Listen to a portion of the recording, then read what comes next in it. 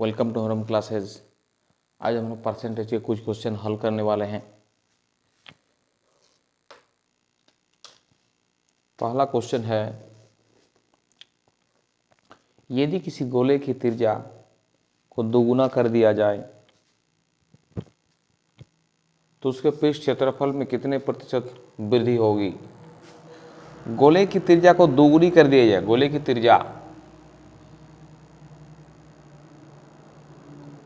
की त्रिज्या मान लिया पहले 1 था, दोगुना कर देने से 2 हो जाएगा।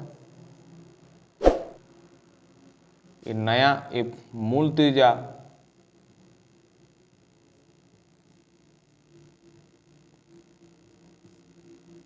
ये नया त्रिज्या हो जाएगा।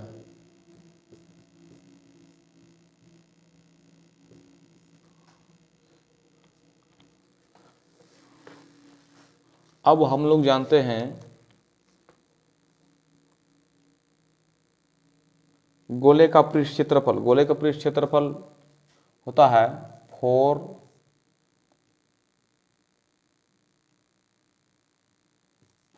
पाई आर स्क्वायर। तो इसका हो जाएगा था 4 पाई R1, इसका हो जाएगा 4 पाई 1 का स्क्वायर, मतलब 2 बार। इसका हो जाएगा था 4 पाई R2 का स्क्वायर, 4 पाई R2 मतलब 2 का स्क्वायर। 4 पाई कैंसिल, अर्थात 1 एकम 1, 2 दूने 4। कितना बढ़ गया उसका क्षेत्रफल? 3 बढ़ गया। पहले का क्षेत्रफल मूल क्षेत्रफल था 1, अब हो गया 4, तो 3 बढ़ गया। तो 3/1 मूल क्षेत्रफल गुना 100,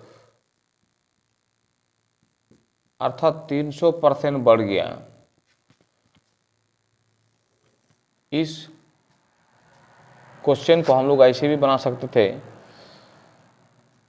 मूल त्रिज्या हम लोग 1 मानेंगे, तो नया त्रिज्या कितना दोगुना कर दिया जाए। दोगुना करने से कितना हो जाएगा? तब 2 हो जाएगा। तो इसका जब बोलेगा पृष्ठ क्षेत्रफल, तो इसका स्क्वायर मूल त्रिज्या का स्क्वायर अनुपात नया त्रिज्या का स्क्वायर, तो हो जाएगा आपका 1 एकम 1, 2 दूने 4। ये हो जाएगा मूल क्षेत्रफल का अनुपात, और ये होगा नया क्षेत्रफल का अनुपात। अब कितना वृद्धि हो गया? 3 वृद्धि हो गया, 3 बढ़ गया। 4 में से 1 घटाव कर दिए 3। मूल क्षेत्रफल कितना है? 1 इकाई है, तो कितना परसेंट बढ़ गया? 300% बढ़ गया। ये हो गया आंसर। चलिए नेक्स्ट क्वेश्चन, यदि किसी वृत्त की त्रिज्या को दोगुना कर दिया जाए उसके क्षेत्रफल में कितना वृद्धि होगी। सेम टाइप का क्वेश्चन है। यहाँ आपका त्रिज्या को दोगुना किया जा रहा है। मान लिया त्रिज्या कितना है? 1 है मूल त्रिज्या, दोगुना करने से कितना हो जाएगा? 2 हो जाएगा। आप इसका क्षेत्रफल कितना परसेंट वृद्धि हो जाएगा? तो ऐसे वाला क्वेश्चन में इसको डायरेक्ट स्क्वायर कर दीजिए, इसका स्क्वायर इसका स्क्वायर, तो होगा 1 एकम 1, ये होगा 2 दूना 4। कितना वृद्धि हो गया? 1 से बढ़ करके 4 हो गया, अर्थात 3 की वृद्धि हो गया। किससे बढ़ा? 1 से बढ़ा, बटे 1 गुना 100, अर्थात 300% वृद्धि हो गया। नेक्स्ट क्वेश्चन, यदि एक घन के प्रत्येक किनारे को 25% बढ़ा दिया जाए तो इसके पृष्ठ क्षेत्रफल में होने वाली प्रतिशत वृद्धि। तो घन का किनारा को 25% बढ़ाया जा रहा है। 25% का मतलब 25% का मतलब 25/100, 25/100 कैंसिल कीजिए। 25 कम 25, 25 चौके 100, अर्थात मूल भुजा जो है 4 था, घन का मूल भुजा 4 था, अब 1 बढ़ गया तो 4 + 1 अर्थात 5 वृद्धि बोलेगा तो इसका भी स्क्वायर कर दीजिए। इसका स्क्वायर 16 अनुपात 5 × 5 = 25।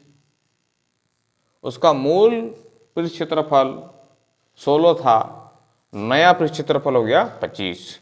तो कितना बढ़ गया? 16 से 25 हो गया अर्थात 9 बढ़ गया। 9 बटे मूल क्षेत्रफल गुना 100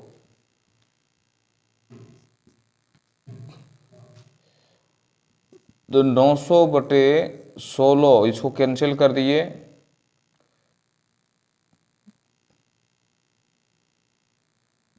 56.25% हो जाएगा। ये हो गया आपका आंसर। यदि किसी संख्या में 10% बढ़ोतरी की जाए और फिर 10% कमी की जाए तो संख्या के मान में क्या परिवर्तन आएगा?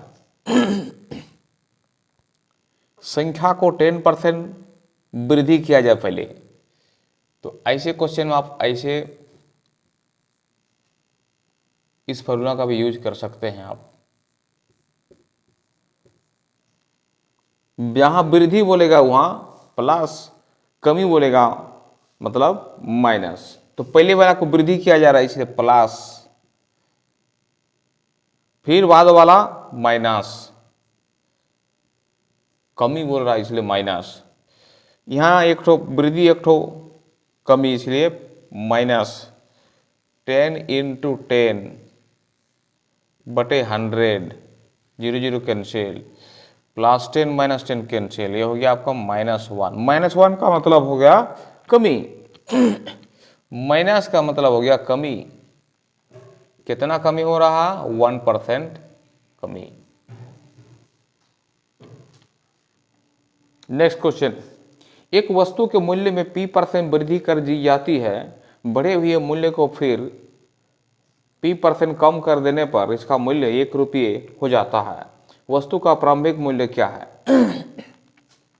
क्वेश्चन कहता है एक वस्तु के मूल्य में p% बढ़ा दिया जाता है पहले, फिर उस बढ़े हुए मूल्य को p% घटा दिया जाता है, तो मूल्य क्या हो जाता है? 1 रुपया हो जाता है।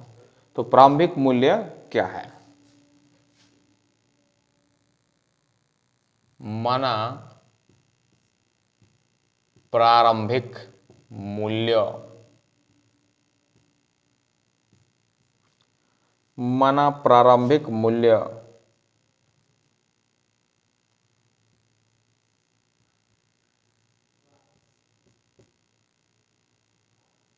₹1। अब इसको बढ़ाया गया है 1 रुपया को, x में कितना बढ़ाया गया? p%, अर्थात 100 + p बटे 100, फिर इस बढ़े हुए मूल्य पर घटाया जाता है। इस बढ़े हुए मूल्य को घटाया जाता है।